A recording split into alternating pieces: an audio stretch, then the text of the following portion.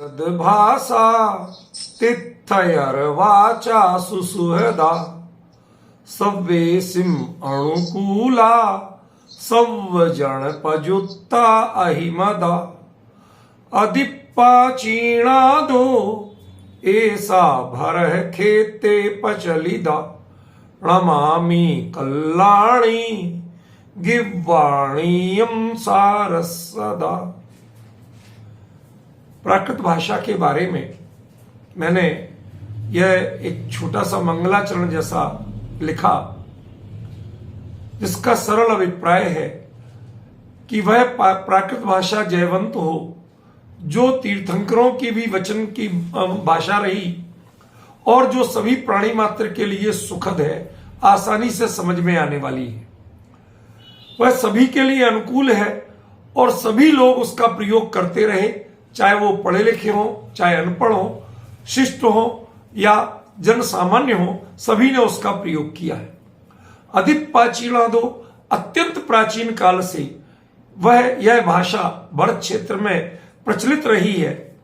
ऐसी कल्याणकारिणी और गीरवाणी भाषा को मैं, सारस्वत भाषा को मैं सविनय प्रणाम करता हूं। यह अभिप्राय इस मंगलाचरण का है। इसके साथ ही जो भी इसमें विद्वान और जिज्ञासु श्रोता जुड़े हैं, उनसे मैं एक छोटा सा निवेदन करना चाहूंगा। कृपया माइक का कंट्रोल रखें, जब तक बोलने का ना हो तो व्यवधान ना हो पाए, और आप लोग सुनिए। इसमें कई चीजें मैं महत्वपूर्ण आपको बताने वाला हूं। सबसे पहला यह प्रश्न है मेरा कि भाषा किसे कहती है? भाषा का मूल अर्थ क्या है, मूल स्वरूप क्या है? जब यह प्रश्न हम करते हैं तो हमें यह समझना चाहिए कि भाषा का मूल कार्य है, मूल प्रयोजन है, उसका आविष्कार का मूल लक्ष्य है, और वह है आपस में विचारों का आदान प्रदान।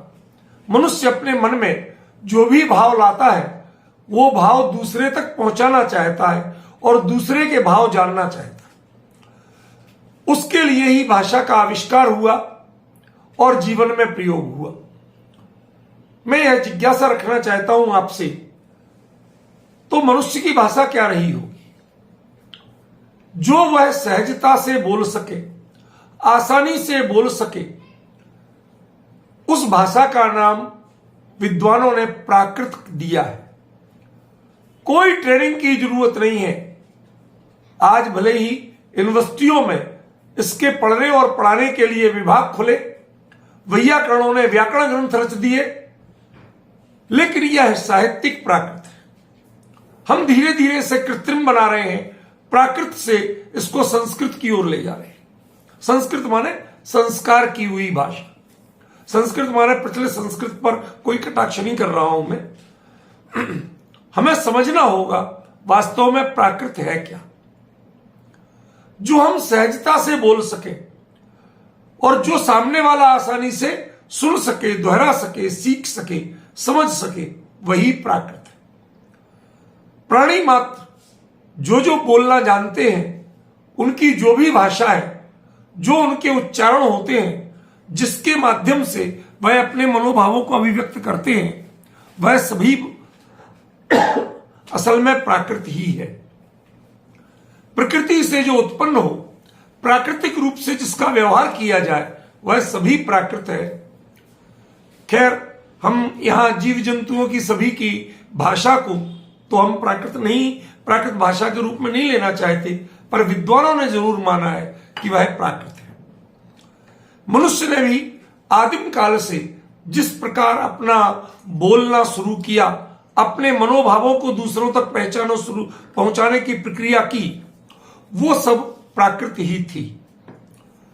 हमें एक चीज और समझना होगी कि प्राकृत का एक सबसे महत्वपूर्ण स्वरूप है, जिसके लिए किसी भी प्रकार से शिक्षा की जरूरत ना हो,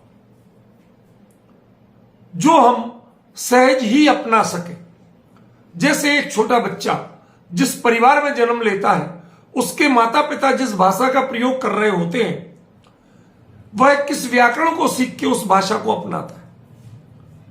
पर ऐसा नहीं है कि वह गलत बोलता है, उसने व्याकरण नहीं सीखी, लेकिन जितनी अच्छी उसके माता पिता बोलते हैं लगभग वैसा ही बोलता है।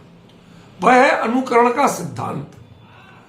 प्राकृत की यह प्राण तत्व है कि जो अनुकरण के सिद्धांत से अपने परिवेश से सीखी जा सके, बोलचाल से समझी जा सके, उसका नाम प्राकृत है। यह प्राकृत कौन सी रही होगी, हमें विचारना होगा।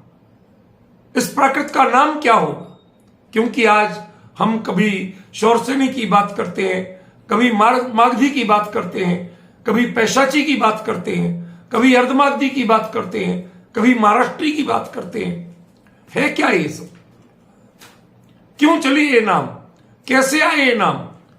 क्या क्षेत्र विशेष में प्राकृत थी या संपूर्ण स्वाभाविक अभिव्यक्ति का नाम प्राकृत है? जब हमारे आचार्य लिखते हैं प्रकृति नाम साधारण जना नाम इति प्राकृतम, जो प्रकृति यानी साधारण जनों की भाषा है वह प्राकृत है। तो दुनिया में जितने भी लोग बोलते हैं, सहज बोलते हैं, जो अपने परिवेश की भाषा बोलते हैं, जिस ढंग से और जिस टोन में बोलते हैं, वह सभी प्राकृत हुई। फिर हम अकेली शौरसेनी को या मागधी को प्राकृत क्यों कहें? मैं अपने विषय का अच्छी तरह से स्मरण रखे हुए हूं, भूला नहीं हूं, पर उस विषय तक पहुंचने के लिए मुझे कुछ सामान्य जानकारियां देना जरूरी है। मुझे यह पता नहीं है कि आपके इस कार्यक्रम में किन किन विद्वानों ने इस विषय को किस रूप में प्रस्तुत किया, इसलिए मैं जीरो से ही इसको ले रहा हूं, किसी के संदर्भ से नहीं ले रहा। हमें यह जानना होगा कि इस देश में कम से कम जिसे बृहत्तर भारतवर्ष कहते हैं, जो कभी वर्मा से लेके और इधर पश्चिम में अफगानिस्तान के आगे सीरिया तक था, जो तमिलनाडु के निचले तट से लेके कभी कश्मीर के सिरोभाग तक था विस्तृत, तिब्बत तक था विस्तृत। इस बृहत्तर भारतवर्ष में जितने पहाड़ी माने वह पहाड़ जो हमेशा हिमाच्छादित रहती है, जहां हमेशा स्नोफॉल रहता है अक्सर, उस पहाड़ी क्षेत्र और कोस्टल एरिया यानी समुद्र तटीय क्षेत्र, क्योंकि इन दो जगह की जलवायु भिन्न है, इन दो जगह के खान पान भिन्न है, इनकी उच्चारण पद्धति भी भिन्न है, इसलिए जो इन दो क्षेत्रों से भिन्न जितना भारत है, उस संपूर्ण भारत को मध्य देश कहा गया। मेरे पास इसका पूरा रिकॉर्ड है और यह बहुत प्राचीन रिकॉर्ड है, आज का नहीं है, और इसको अकेले जैनों ने माना हो ऐसा नहीं है, यह वैदिक पुराणों में भी है। तो जो मध्य देश था, उस मध्य देश की भाषा शौरसेनी थी, यह सभी विद्वानों ने माना है। इसका मतलब क्या हुआ? जब हम वैयाकरणों के ग्रंथ पढ़ते हैं तो उन्होंने अन्य प्राकृतों का परिचय देते समय इस तरह से लिखा, प्रकृति शौरसेनी शेषम शौरसेनी वत। यह कहने का मतलब क्या था? हमें जरा गंभीरता से समझना पड़ेगा। यह सही है कि दिगंबर जैन आगमों की भाषा शौरसेनी प्राकृत थी, लेकिन यह क्यों हुई, कैसे हुई, यह हमें वास्तविकता को पहचानना पड़ेगा। हम जानते हैं कि जो आगम है, आगम शब्द का अर्थ ही है आ समन्तात गमयति ज्ञानम कारयति इति आगम, जिससे संपूर्ण पदार्थों का, संपूर्ण पर्यायों का ज्ञान और बोध हो सके, उसका नाम आगम है। और यह उसी के द्वारा प्रवर्तित हो सकता है, उसी के वचनों में समा सकता है जो स्वयं सर्वज्ञ हो, जो सब कुछ जानता हो। तो सर्वज्ञ तीर्थंकर परमात्मा, उनकी वाणी, उनकी दिव्य ध्वनि की भाषा जब प्राकृत बनी, तो वह कौन सी प्राकृत रही होगी? किस प्राकृत का प्रयोग उन्होंने किया होगा? यह विचारणीय है। किसी भी पूर्वाग्रह से रहित होकर तथ्यात्मक रूप से मैं यह बात प्रस्तुत कर रहा हूं। हम जानते हैं कि जो हमारे सामान्य आवागमन के क्षेत्र थे, सामान्य व्यापार के क्षेत्र थे, वो सारे कुछ पहाड़ी और बाकी मैदानी भागों से, जिनमें आपस में आवागमन जुड़ा हुआ था, सड़क मार्ग जुड़ा हुआ था, वहां थे। समुद्र तटीय जलवायु और जीवन शैली एकदम भिन्न थी। वहां पर आज भी हमारे भारत में कई समुद्र तट के क्षेत्र ऐसे हैं कि जहां पर नारियल और मछली, इनके अलावा कोई भोज्य पदार्थ पैदा नहीं होता, कोई खेती नहीं होती। रेत के जो भूमि है उसमें रेत, और रेत में नमक इतना है समुद्री जलवायु के कारण कि उसमें और खेती नहीं हो पाती। ऐसी स्थितियों में वहां के लोगों का खान पान बदलता है, जीवन शैली बदलती है, वो प्रायः मत्स्य भोजी होते हैं। इस कारण से उन क्षेत्रों में तीर्थंकरों का विहार नहीं हुआ। इसी प्रकार जो बहुत ऊंचे हिमाच्छादित पर्वत क्षेत्र हैं उनमें भी प्रायः ऐसा माना जाता है, यद्यपि हमारे पहले तीर्थंकर ऋषभदेव आदिनाथ, उनका जो निर्वाण क्षेत्र है वह अष्टापद कैलाश है, जो 12 महीने हिमाच्छादित रहता है। यह कल्पित बात नहीं है, क्योंकि आज से लगभग 8 साल पहले मैं स्वयं वहां गया, वहां जाकर के पूरी वंदना की और उसका एक ट्रेवलॉग बुक पूरी मैंने 112 पेज की लिख के प्रकाशित कराई है। मैं जानता हूं वहां की आसपास की जलवायु क्या है। वहां तक तीर्थंकरों का विहार क्षेत्र रहा, साधना क्षेत्र रहा, पर मुख्यतः तीर्थंकरों के जो तीर्थ क्षेत्र थे वो मध्य देश में ही थे। यह एक यथार्थ बात है, ध्यान रखिएगा। तीर्थ क्षेत्र, हम लोग इसकी परिभाषा ही बहुत कम लोग जानते हैं। तीर्थ कहते हैं दिव्य ध्वनि को।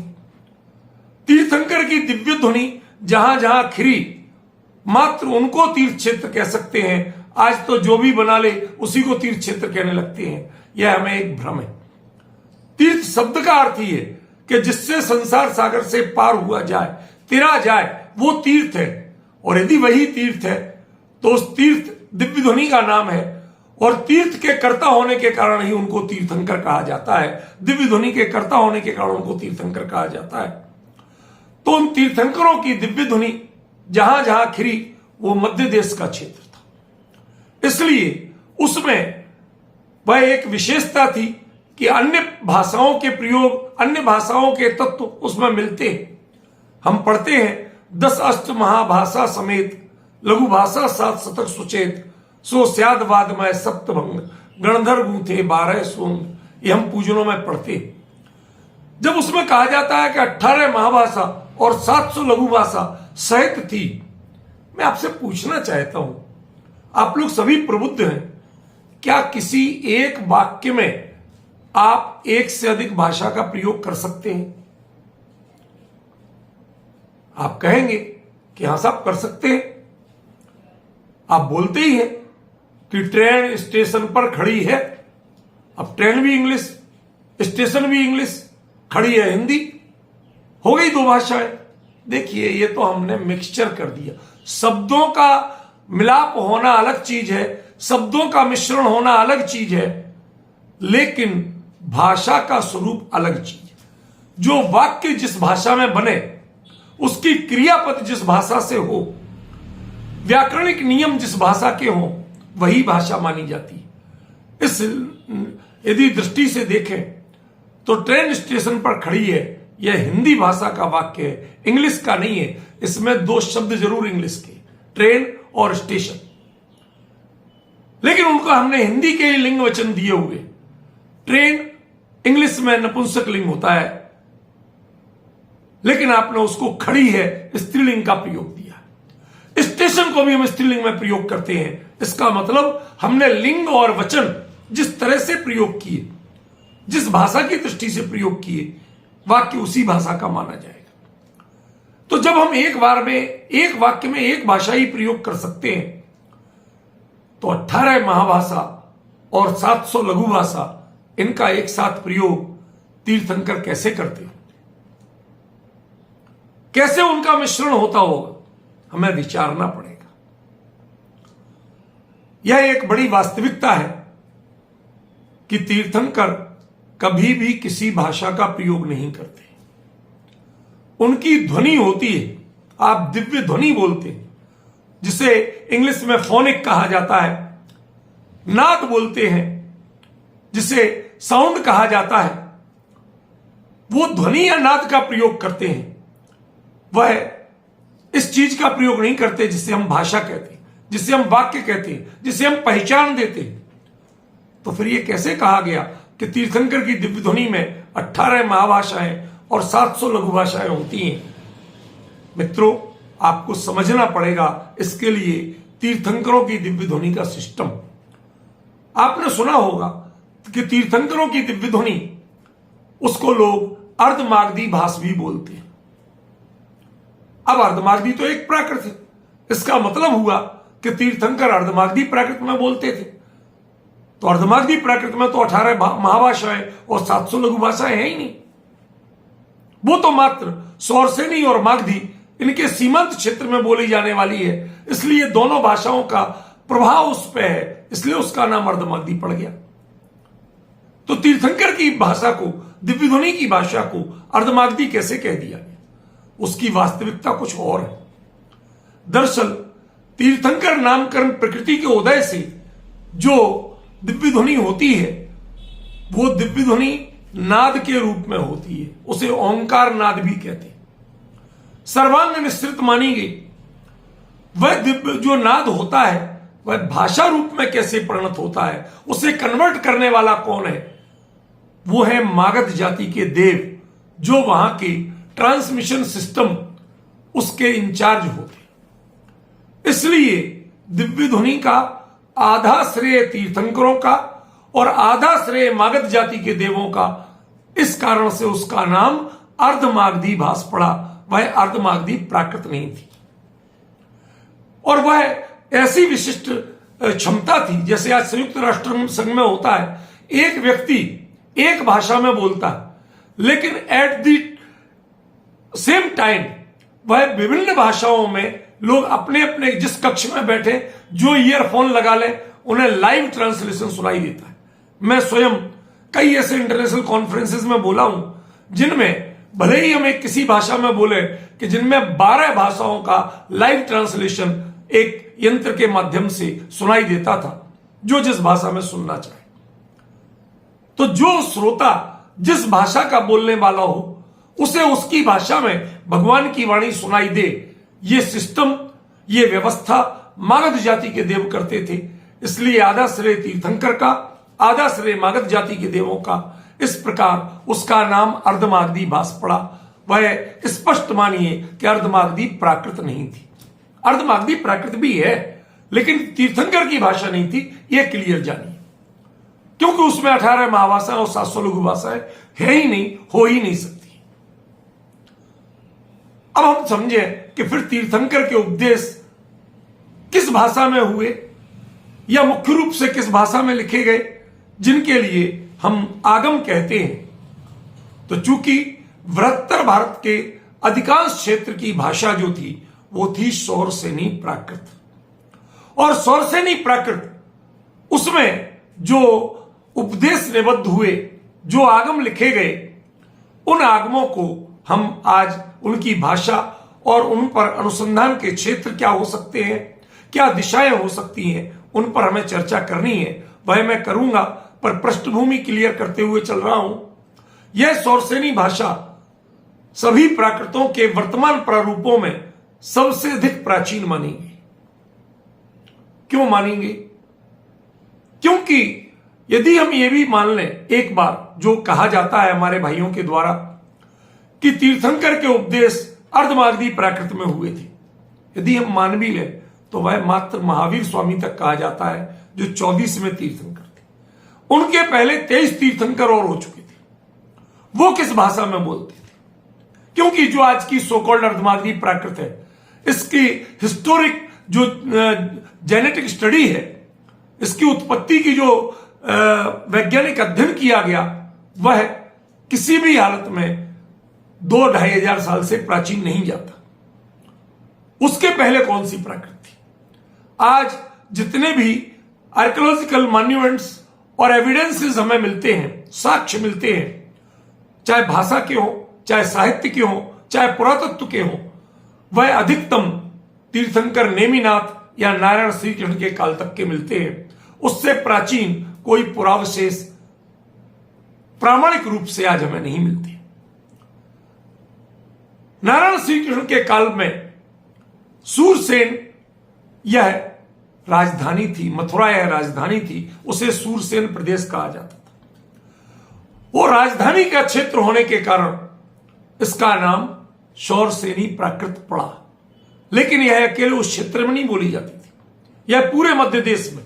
मध्य देश मैंने मैं पुनः स्पष्ट करना चाहता हूं कि except to coastal area and except to hilly area, जिसे कश्मीर, अफगानिस्तान, हिमाचल, उत्तराखंड के ऊंचे पहाड़, तिब्बत जो कहा जाता है, उस क्षेत्र को छोड़ दें तो बाकी सारा भारत, बृहत्तर भारत, वह मध्य देश में आता था।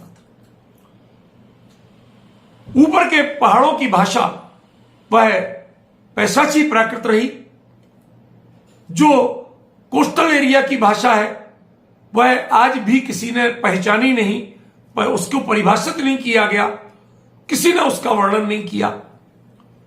अब रही मध्य देश की भाषा, जो मगध यानी गंगा के उस पार का एरिया था, जिसे हम आज की भाषा में उड़ीसा कहें, बंगाल कहें, उस क्षेत्र की भाषा मागधी प्राकृत रही। उसके अलावा सारी सौरसेनी प्राकृत का ही क्षेत्र रहा। आचार्यों ने सौरसेनी प्राकृत में ही मूलतः आगम की रचना की। यह कोई रंच मात्र भी किसी के प्रति विद्वेष से कथन नहीं है, बल्कि पूरे ऐतिहासिक प्रमाणों से बात कर रहा हूं। उसका आधार यह है, अर्धमागधी आगमों की जो वाचनाएं हुई, जो उनका लिपिबद्धीकरण का कार्य हुआ, वह भगवान महावीर के निर्वाण के 980 वर्ष बाद वल्लभी वाचना, जो कि चौथी वाचना थी, उसमें जाकर के शुरू हुआ। अब यदि हम यह काल देखें तो ईसा की 5वीं शताब्दी का उत्तरार्ध काल बैठता है। अब 980 साल बाद इसका लेखन शुरू हुआ, उसका प्रारूप फाइनल किया गया। लेकिन ईसा की प्रथम शताब्दी में ही षटखंडागम, कसाय पाहुड़ और कुंदकुंदाचार्य के ग्रंथ, इन सबकी रचना हो चुकी थी। स्वामी कार्तिकेय, इनके ग्रंथ कार्तिकेयानुप्रेक्षादि की रचना हो चुकी थी। हमारे भगवती आराधना जैसे ग्रंथ लिखे जा चुके थे, मूलाराधना जैसे ग्रंथ लिखे जा चुके थे। इन सबका काल पहली शताब्दी ईस्वी एकदम प्रमाणित है। क्यों? क्योंकि इसके बाद तो इनकी टीकाएं मिलने लगती। तो हमें किसी भी पूर्वाग्रह के बिना तथ्य के आधार पर समझना पड़ेगा कि वास्तव में कौन सी भाषा, कौन सा आगम कब चला और किस रूप में था। एक छोटी सी जिज्ञासा है मेरी आप सभी से, आप सभी प्रबुद्ध लोग हैं, एक छोटी सी जिज्ञासा का उत्तर दीजिए। हमारे यहां कहावत चलती है, बुंदेलखंड का क्षेत्र का रहने वाला हूं मैं, हमारे यहां कहते हैं कि कहा कहत मामा के आगे जानत नानी नानन। कोई बच्चा, छोटा बच्चा, वो अपने मामा को सुनाए कि मामा जी आपको पता है मेरे नाना जी कैसे दिखते थे, वो कैसे रहते थे। अरे भाई, तू तो अब पैदा हुआ है, वो तेरे मामा है, वो तेरे से बहुत बड़े हैं, वो उनके डायरेक्ट बेटे हैं, वो बहुत बेहतर जानते हैं। उनकी चर्चा मामा को मत सिखाओ। मानेंगे कि नहीं? तो जो पहले हो चुका है उससे हम सीखेंगे या उसे सिखाएंगे। जब ईसा की प्रथम शताब्दी में भगवान महावीर के उपदेश रूप द्वादशांग आगम का बचा हुआ भाग वह लिखा जा चुका था, उसका लिपिबद्धीकरण शुरू हो चुका था, तो स्वाभाविक है कि वह प्राचीन ही होगा, वह परवर्ती नहीं हो सकता। पहली शताब्दी और 5वीं शताब्दी का अंतर ये एकदम तथ्य है। कब कब कौन सी वाचना हुई, कब किसने क्या काम शुरू किया, देवर्धिगण क्षमा श्रवण उनकी अध्यक्षता में यह वाचना हुई थी, जिसे वल्लभी वाचना कहते हैं। उसका काल ही भगवान महावीर के निर्वाण के 980 साल बाद का माना गया। हमें समझना पड़ेगा, बिना किसी विद्वेष के स्वीकार करना पड़ेगा। लेकिन साथ ही मैं एक बात कह देना चाहता हूं, वह बात है महाकवि कालिदास की। वो लिखते हैं पुराण मित्येव न साधु सर्वम न च शास्त्रम नवमित्यवद्यम। कोई पुराना है इससे कोई महान नहीं हो जाएगा, और कोई नया है इसलिए वो बेकार नहीं हो जाएगा। किसी भी काल में लिखा जाए, किसी भी काल में कोई प्रयोग किया जाए, यदि वह अपनी गुणवत्ता रखता है, गंभीरता रखता है, तो वह अपने आप में आदरणीय है। इसलिए ना मैं प्राचीन दिगंबर ग्रंथों को महान अकेला कहना चाहता हूं, और ना मैं श्वेतांबर आमनाय के अर्धमागधी ग्रंथों को तिरस्कार करना चाहता हूं। मैंने मात्र तथ्यात्मक प्रस्तुति की। स्पष्ट है कि सौरसेनी आगम के जो ग्रंथ हैं वह पहली शताब्दी ईस्वी में लिपिबद्ध हो गए थे। उसके पहले से श्रुत केवली की परंपरा से ये चले आ रहे थे। यह एक रोचक बात है कि भारतीय संस्कृति में जो ज्ञान की परंपरा थी उसे श्रुत से संबोधित किया गया।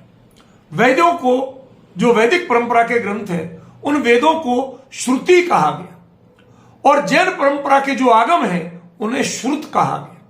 इसके पीछे एक रहस्य है, और वह रहस्य क्या है कि हमारे यहां ज्ञान परंपरा गुरु शिष्य को सिखाता था, सीखने के बाद वो उसे अपने जीवन में, अपने चिंतन में, अपनी अवधारणा में धारण करता था और अगली पीढ़ी को देता था।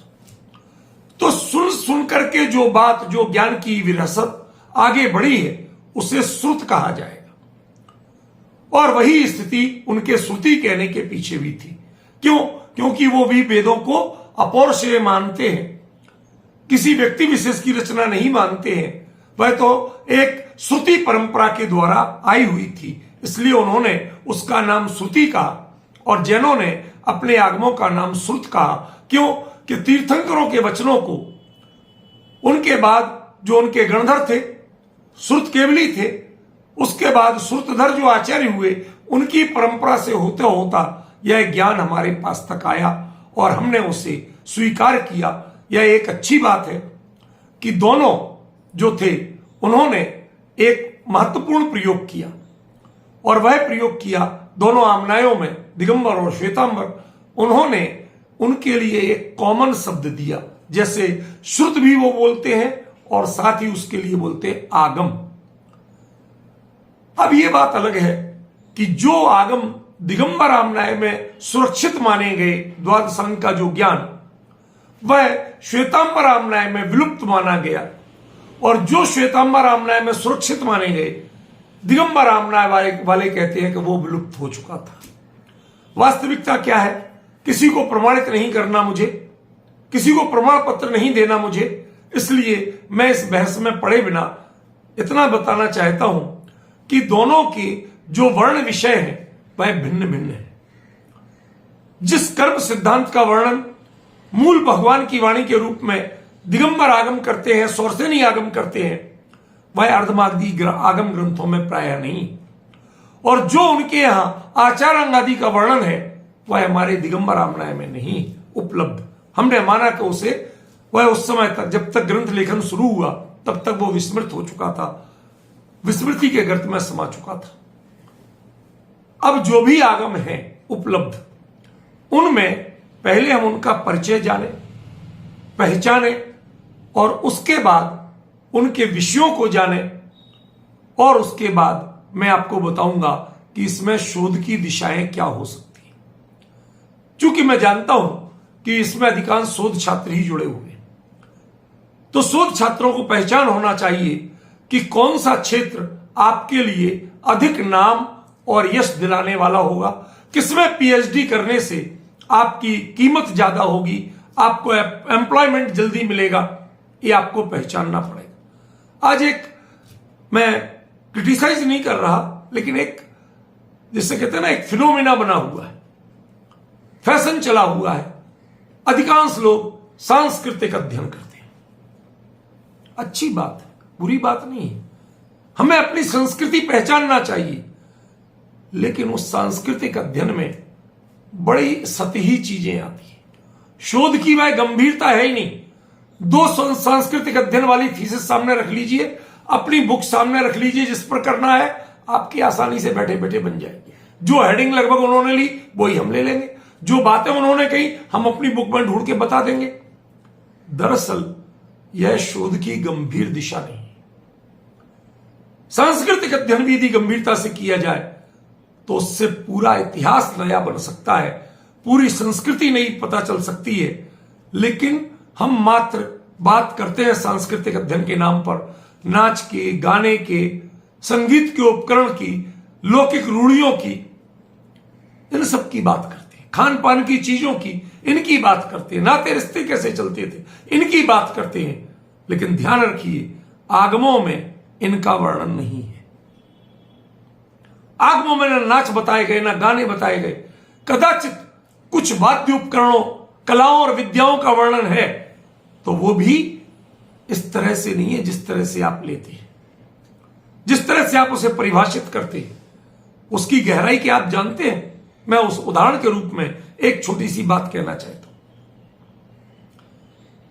महान जो विद्वान हुए भरत मुनि, उन्होंने नाट्य शास्त्र की रचना की।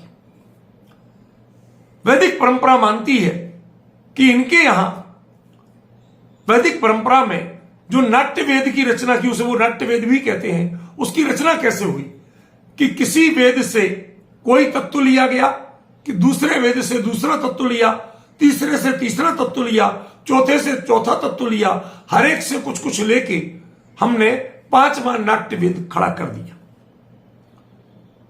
यह चर्चाएं, यह घटनाएं ईसा के समकालीन या 200-300 साल पहले तक मानी जा सकती हैं, इससे प्राचीन नहीं मानी जा सकती।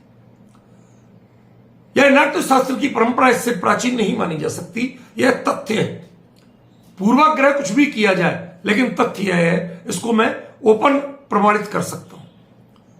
पर मेरा किसी का समीक्षा करना उद्देश्य नहीं है। हम पहले पहचाने असल बात क्या है।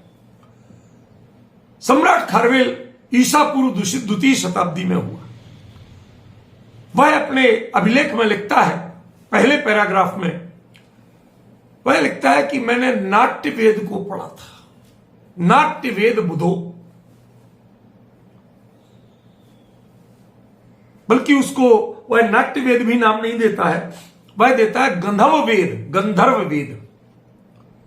ये क्या था गंधर्व वेद? आचार्य जिनसेन ने महापुराण में लिखा है, विभू विश्व सेना तीर्थंकर ऋषभदेव ने जब अपने सभी पुत्रों को, पौत्रों को शिक्षा दी थी, तो शिक्षा देते समय उन्होंने वृषभसेन, जो कि उनके प्रधान गणधर बने थे, उनको गृहस्थ अवस्था में, बाल्यावस्था में गंधर्व शास्त्र पढ़ाया था।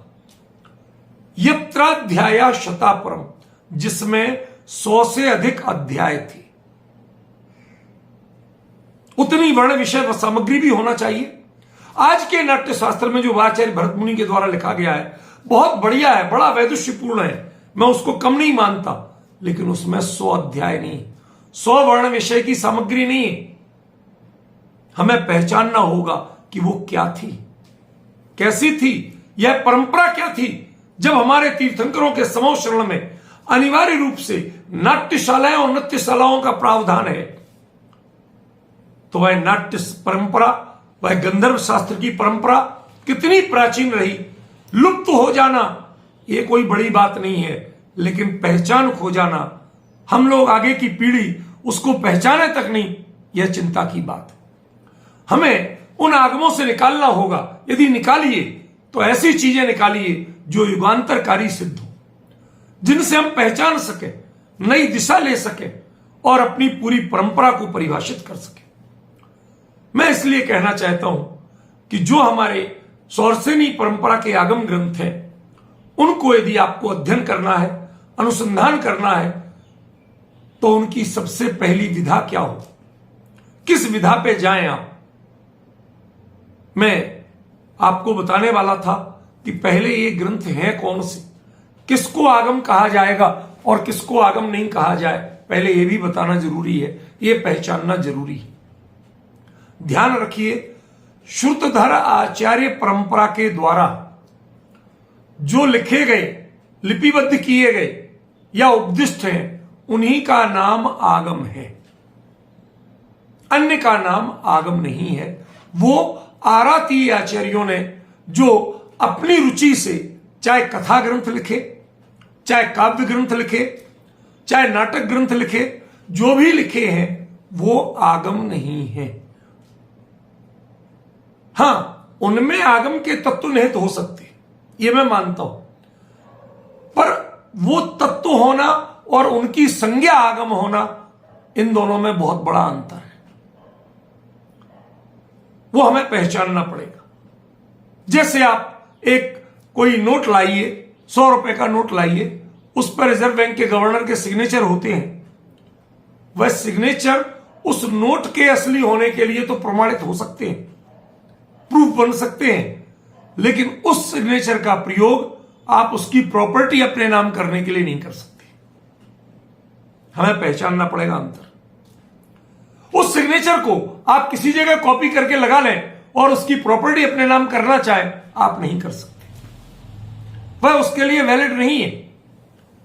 तत्व मिलते हैं, तत्व मिलना अलग चीज है, जैन तत्व ज्ञान मिलना अलग चीज है, और उसे आगम किए जाना यह अलग चीज है। वो सब आगम नहीं है। असल में आगम कौन है? असल में आगम सौरसेनी प्राकृत में जो निबद्ध हुए थे पहले, वो थे, जिनके नाम मैंने दिए छखंडागम सुत्त, कसाय पाहुड़ सुत्त, उसके बाद आचार्य कुंद कुंद के ग्रंथ, स्वामी कार्तिकेय के ग्रंथ, शिवारी के ग्रंथ, शिवकोटि के ग्रंथ, ये सभी आगम के परंपरा में आते हैं, क्योंकि ये सभी श्रुतधर आचार्य थे। इसके बाद जो संस्कृत में लिखे गए या अन्य भाषाओं में लिखे गए, वह उनमें तत्वज्ञान है, पर उन सब का नाम आगम नहीं। आगम की गहराई अलग होती है, उसके गांभीर्य अलग होता है, हमें वो पहचानना पड़ेगा। कभी मौका मिला तो उसके बारे में पढ़ाऊंगा, समझाऊंगा आपको। अभी मैं बताना चाहता हूं इन आगमों की भाषा को कैसे पहचाने।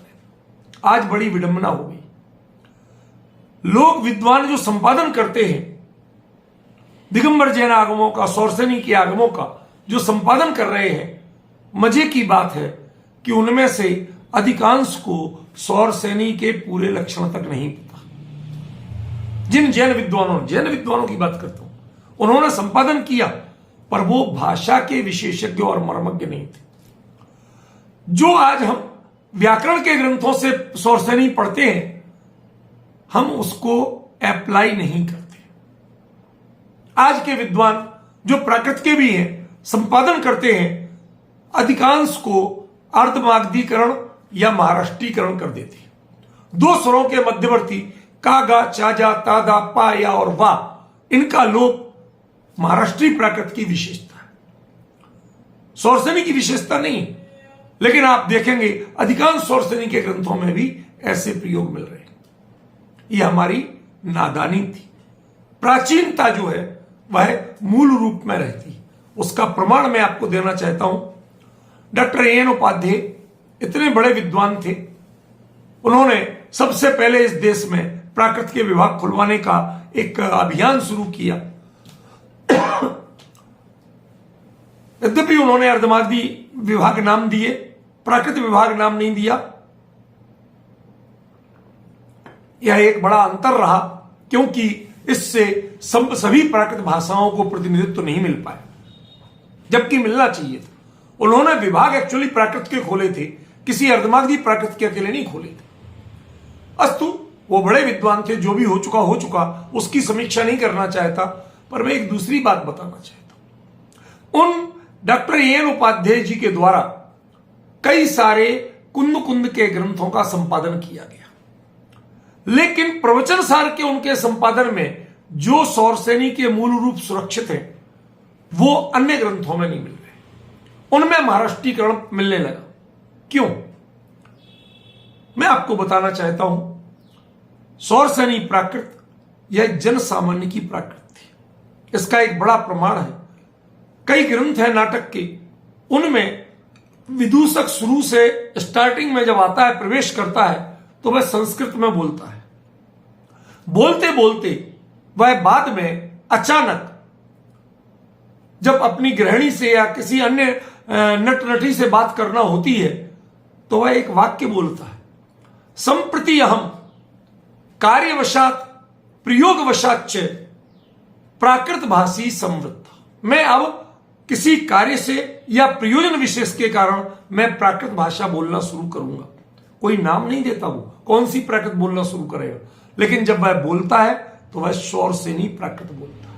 इसका मतलब है कि प्राचीन काल में प्राकृत के नाम से जो जानी जाती थी वो शौर से नहीं प्राकृत थी। सबसे ज्यादा प्रचलित कोई थी तो शौर से नहीं प्राकृत थी। उसमें दो स्वरों के मध्यवर्ती कागा चाजा ता दा पा और या और वा, इनका लोप प्रायः नहीं होता था।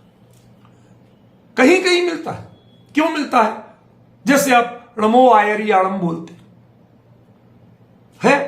क्यों है? क्योंकि जहां प्राकृत की प्रकृति है उच्चारण सौकर्य आपको बोलने में सुविधा प्रदान करे, आप आसानी से बोल सके। तो जो कठोर व्यंजन वर्ण है उनके लिए लोप करना, लोप करने के बाद यदि जरूरत लगे तो उनमें या श्रुति और व श्रुति करना, यह एक सहजता थी। आयरी आणम में भी कुछ ऐसे ही प्रयोग हुए। चत्तारी मंगल पाठ में भी ऐसे प्रयोग मिलते हैं, कुंद कुंद के वांग्मय में भी है, छखंडागम सूक्त में भी है, लेकिन इनमें अधिकांश जगह इन वर्णों का लोप नहीं किया गया। जबकि परवर्ती महाराष्ट्री प्राकृत जो इसी से निकली उसमें ये लोप मिलते हैं। हमें पहचानना पड़ेगा पहले के सौर सेनी की पहचान क्या है, कौन सा सौर सेनी आगम है। प्राचीन आचार्यों से भी है, भाषा से भी है, और उसके साथ आगम पना जिनमें जीवित है। आगम सूत्रों पर होते हैं और सूत्र उसे कहते हैं जिसमें कम से कम शब्द और अधिक से अधिक उसमें तत्व ज्ञान निहित हो, अर्थ अधिक से अधिक हो, उसको आगम कहते हैं। तो सौरसेनी परंपरा के जो आगम थे उनमें आज हम किस दृष्टि से अनुसंधान कर सकते हैं? इन आगमों में हमें इनके टीका साहित्य को भी जोड़ना होगा, खासतौर पर जैसे धवला, महाधवला। यद्यपि ये मणि प्रवाल न्याय से संस्कृत और प्राकृत दोनों भाषाओं में एक वाक्य चलता है, प्राकृत में फिर संस्कृत में बोल देते हैं, फिर प्राकृत में शुरू हो जाते हैं, लेकिन उनमें जो प्राकृत है वह सौरसेनी प्राकृत ही है। उनको भी हमें इसमें ग्रहण करना होगा, तो हम शायद वो सौरसेनी आगमों के ही तो व्याख्या साहित्य है, उससे हम एक व्यापक फलक ले सकेंगे। अब मैं आपको बताना चाहता हूं कि इनके विषय वस्तु क्या क्या रही है। देखिए, खासतौर पे यदि हम धवला ग्रंथ को ले, वीरसेन स्वामी के द्वारा लिखा गया, तो इसे विद्वानों ने ज्ञान विज्ञान का विश्वकोश कहा है, इंसाइक्लोपीडिया ऑफ नॉलेज। वो कहते हैं कौन सा ऐसा विषय है जिसके जानकार वीरसेन स्वामी नहीं थे और जिसका प्रयोग, जिसका विवेचन प्रकरण के अनुसार उन्होंने उसमें नहीं किया हो। कौन सा शास्त्र ऐसा है जिसकी चर्चा उसमें नहीं, यहां तक कि व्याकरण की भी चर्चा। एदम संभम वाग्रम सुक्तम, ये उसका वाक्य है। तो हमें पहचानना पड़ेगा, सीखना पड़ेगा और अपने आप में स्वीकार करना पड़ेगा। साथ ही जब इतने व्यापक विषय हैं तो चाहे जिसे आजकल हम इंटरडिसिप्लिनरी कहते हैं, अंतःशास्त्रीय अध्ययन और अनुसंधान, आजकल बहुत से ऐसे प्राचीन ग्रंथ मिलते हैं। एक थीसिस हमने पढ़ी थी जब मैं छात्रावस्था में था, उसमें दिया था किसी ग्रंथ में अर्थशास्त्रीय चिंतन, दूसरे ने दिया कि उसका किसी और दृष्टि से अध्ययन किया जा सकता है उनमें। तो क्या हम उस विषय के विशेषज्ञ होके इनका अध्ययन कर सकते हैं? यह हमें सीखना पड़ेगा। मैं आपको इसका थोड़ा सा सैंपल देता हूं। धवला में और अर्धमागधी आगमों के समवायांग आदि ग्रंथों में, इनमें व्याकरण के बड़े महत्वपूर्ण सूत्र हैं, बड़े महत्वपूर्ण नियम और प्रयोग हैं। हम जो आज के वैयाकरणों से, चाहे वो हेमचंद्र हो चाहे वररुचि हो, उनसे तो हम व्याकरण की बात करते हैं, उनसे सीखना चाहते हैं, लेकिन इसके पहले व्याकरण के क्या नियम माने जाते थे, क्या स्वरूप था और उसके प्रति दृष्टि क्या थी, ये हम नहीं पहचान पाते। मैं आपको एक बात और बताना चाहता हूं, और वह बात यह है कि जब हम एक और कहते हैं कि प्राकृत भाषा व्याकरण के नियमों से रहित है, कहीं ना कहीं हम चूक करते हैं। नियमों से रहित नहीं है।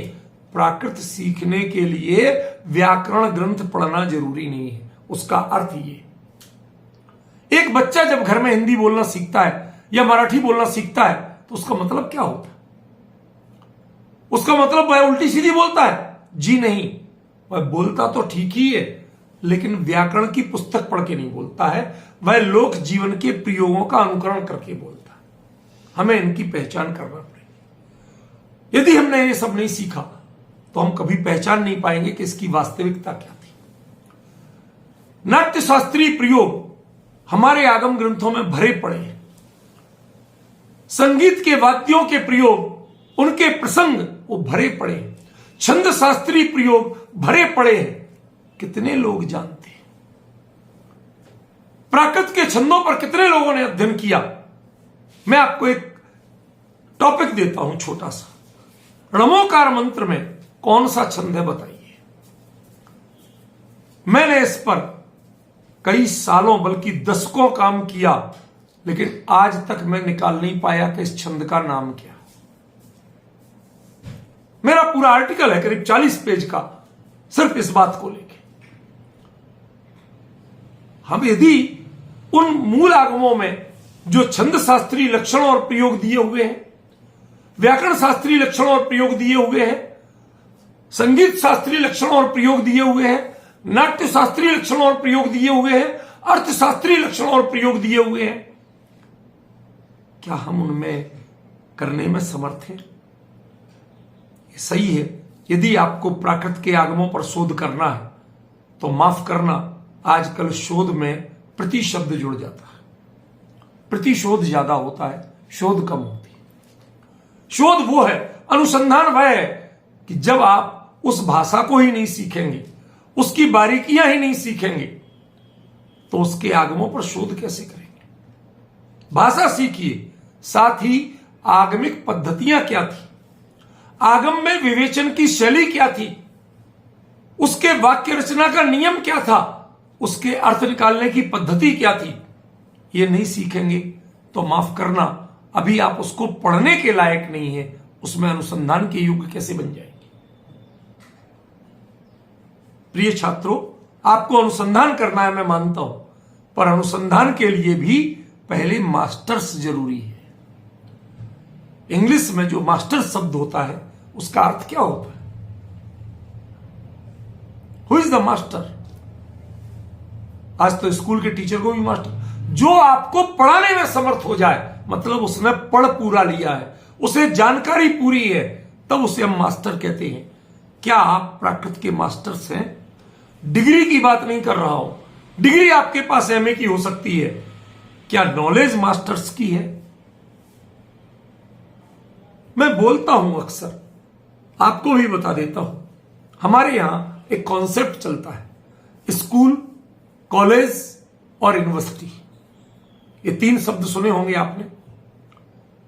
इनका आप हिंदी रूपांतरण यदि पूछते हैं तो विद्यालय, महाविद्यालय और विश्वविद्यालय कर दिया जाता है। क्या यह अनुवाद सही है?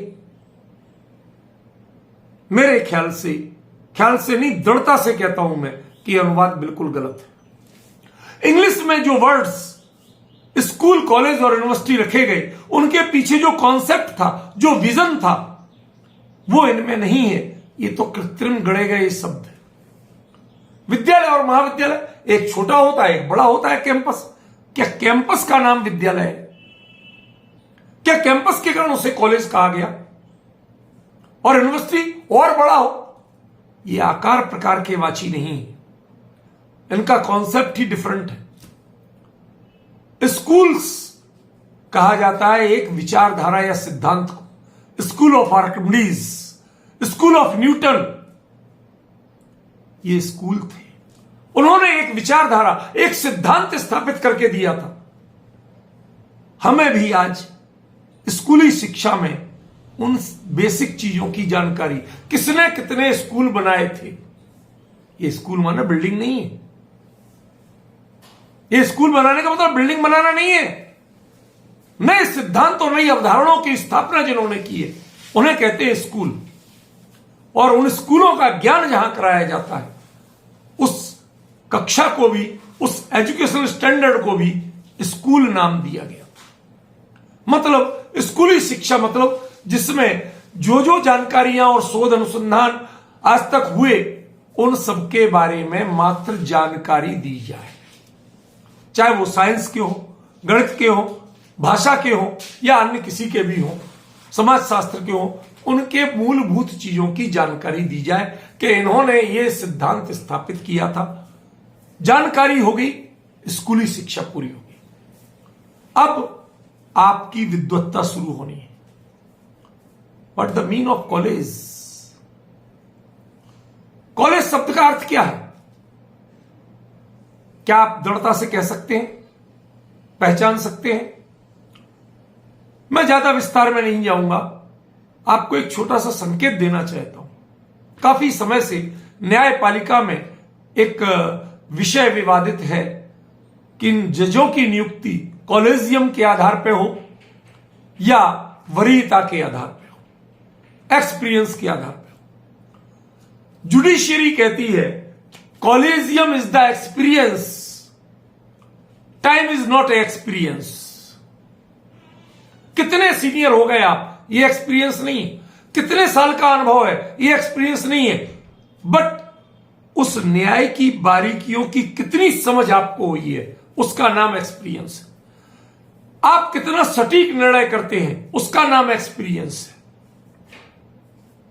मैं आपको एक छोटा सा अंतर बताना चाहता हूं।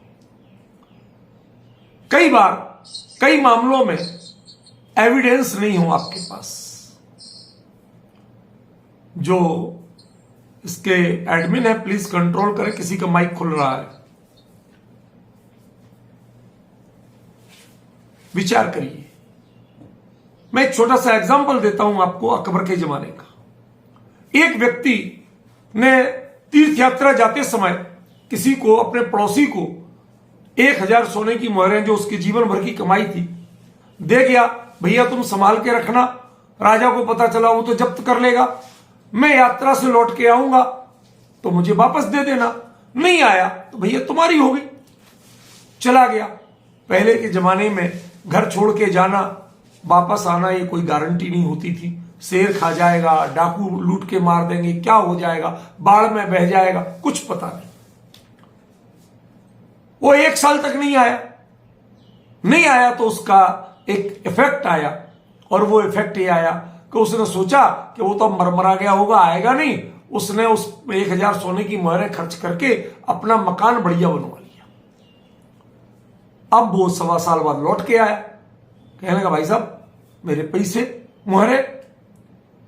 अब वो तो खर्च कर चुका था, देता कहां से? तो उसके मन में पाप आ गए। उसने कहा कब दी थी आपने, क्या प्रमाण है, कोई लिखत पढ़त है? तो कुछ नहीं थी। अकबर के दरबार में गया। अकबर जब ऐसा देखता कि जिसके बारे में निर्णय करना बड़ा कठिन है, आधार ही नहीं है, तो वो बीरबल के पास उन्हें ट्रांसफर कर दिया। बीरबल ने कहा कि अच्छा ये बताओ कहां दी थी तुमने? तो साहब जंगल में जाके एक बहुत बड़ा पीपल का पेड़ था, उसके नीचे खड़े होके दी थी। तो उसने तुरंत एक नोटिस जारी किया कि जाओ उस पीपल के पेड़ को 2 सिपाही ले जाओ, उस पीपल के पेड़ को गवाही के लिए लाओ। वो बोलने लगा महाराज पीपल का पेड़ है, वो आता कहां है? जब मैंने कहा मेरे अदालत का ऑर्डर जाएगा, कैसे नहीं आएगा? गरीब आदमी चुपचाप चला गया। सैनिक भी चले गए। दूसरा व्यक्ति वहीं बैठा हुआ था जिसने मोहरें ली थी, वो बैठा हुआ था। अब 1-2 घंटे, 3 घंटे, 4 घंटे हो गए। बीरबल बड़बड़ाए, वो आदमी अभी तक नहीं आया। तो वो धीरे से बोला दूसरा, महाराज वो जगह दूर है, इतनी जल्दी कैसे आएगा? आ जाएगा थोड़ी बहुत देर में। चुप रहे, कुछ नहीं बोले। अब वो आया 6 घंटे बाद, आके बोला महाराज मैंने बहुत कहा था आपसे, आप मानते नहीं हो, वो पीपल का पेड़ आए नहीं। वो तो आके गवाही दे के गया। तो ये बोलता कब आया गवाही देने? तो उसने कहा क्यों रे एक बात बता, यदि तूने मोहरें नहीं ली थी तो वो पीपल के पेड़ वाली जगह इतनी दूर है कि इतनी जल्दी नहीं आ सकता, ये तुझे पता कैसे थी? उसको दंड जुर्माना और लगाया गया और उससे मोहरें वापस दिलवाई गई। मैं पूछना चाहता हूं, विदाउट एनी एविडेंस उसने जजमेंट कैसे दिया? तर्क शक्ति के आधार पर? न्याय के लिए जो तार्किक शक्ति, आपकी प्रतिभा, मेधा चाहिए, उसके आधार पर that Medha called collegium, that तर्क शक्ति कॉल्ड कॉलेजियम। कॉलेज में आपको क्या सिखाया जाता है? आप जो भी पढ़ रहे हैं उसके बारे में अपनी ओर से सिद्ध करके बताइए कि ये बात क्या है। मैंने 3rd स्टैंडर्ड में भी वह कहानी पढ़ी थी प्रेमचंद की ईदगाह, जिसमें वो एक लड़का, छोटा सा बच्चा मेले में दादी के लिए चिमटा खरीद के लाता है। उसमें प्रश्न इतने होते थे, हामिद मेले से क्या लाया था? उत्तर एक लाइन का होता था, हामिद मेले से चिमटा लाया था।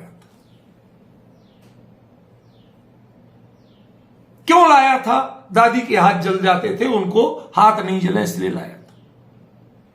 ये इंफॉर्मेटिव है, ये मात्र सूचनात्मक है। लेकिन जब वही कहानी ग्रेजुएशन के फाइनल पार्ट में पहुंची और उसमें एक प्रश्न वही दिया गया, वह हामिद मेले से चिमटा क्यों लाया था, इसका मनोवैज्ञानिक विश्लेषण कीजिए।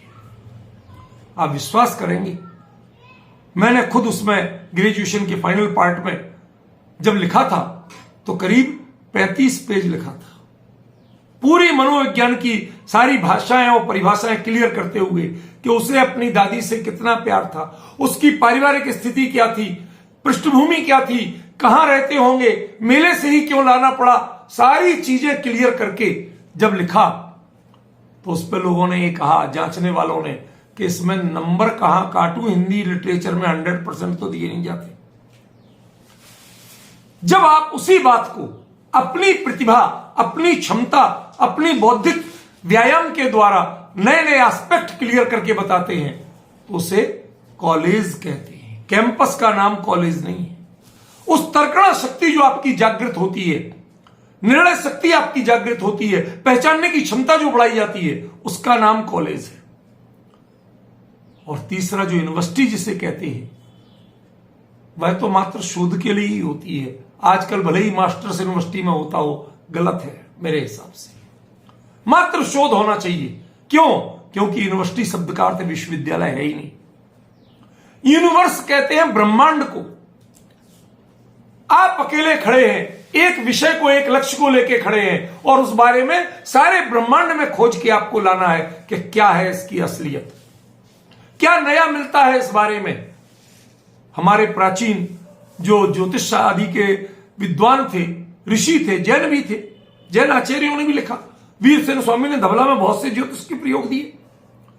जब हम ये देखते हैं तो हम दंग रह जाते हैं कि आज जैसे माइक्रोस्कोप, टेलीस्कोप वगैरह भी नहीं थे, फिर कैसे इन्होंने सारी गणनाएं करके कब ग्रहण पड़ेगा, कब तिथि क्षय होगा, कब क्या होगा, सारे ग्रहों की चाल कैसे लिख दी।